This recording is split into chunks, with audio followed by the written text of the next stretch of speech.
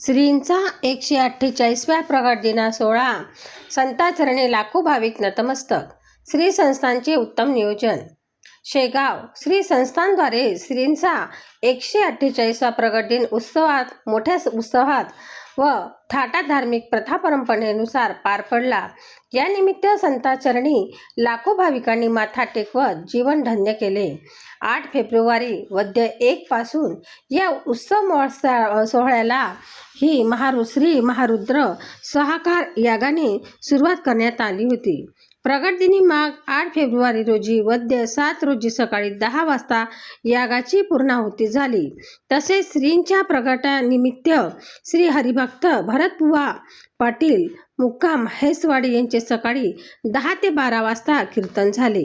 सप्ताह दरम्यान दररोज सकाळी 6 ते पावणे 7 काकडा, 7:15 ते 9:15 गाथा भजन, दुपारी 4 ते 5 प्रवचन, सायंकाळी 5:30 ते 6 हरिपाठ व रात्री 8 ते 10 श्री हरी कीर्तन संपन्न झाले.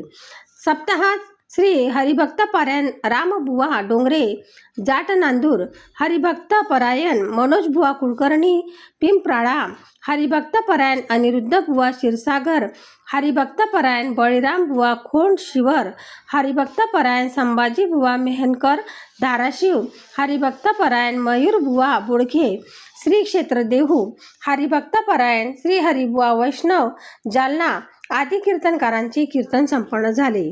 यावर्षी श्री प्रगट दिन उत्सवात श्रींचे सेवेत 1029 दिंड्यांनी सहभाग घेतला.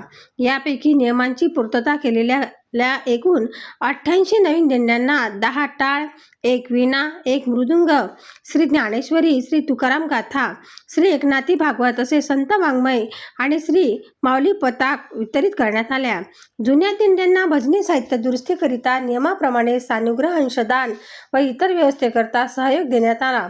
तसेच उत्सवानिमित्त आलेल्या भजनी दिंड्यामधील वारकऱ्यांची भोजन प्रसादाची व्यवस्था तसेच प्रथमोपचार केंद्राची सुविधा विसवा संकुल येथे करण्यात आली.